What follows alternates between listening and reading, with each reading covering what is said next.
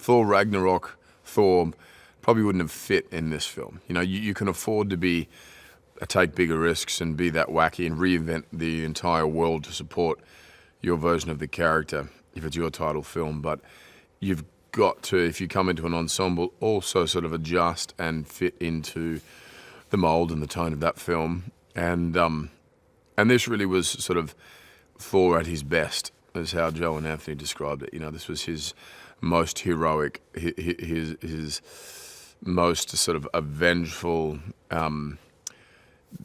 passionate, driven kind of committed version that we'd seen, you know.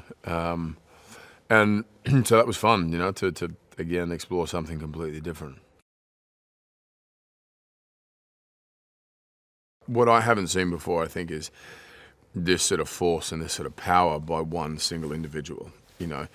And it's not only his sort of intellect that manages to sort of navigate his way through this and outsmart us, but it just his sheer force and strength is something that none of the Avengers or anyone in the MC universe has ever really encountered before. So, you know, that was, I think, on paper, you know, an exciting thing to sort of embark on. And also even just reading the script, kind of racing to the end to work out how the hell are we going to beat this guy. I think most of us have been pretty vocal about what he started, and without him, none of us would be in this position.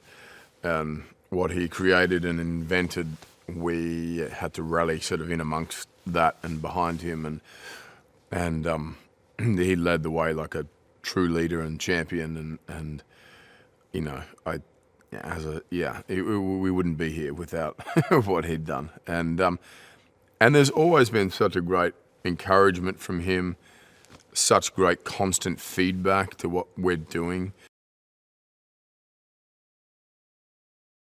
I think it's the darkest in some ways, the sort of wackiest in other ways. It feels like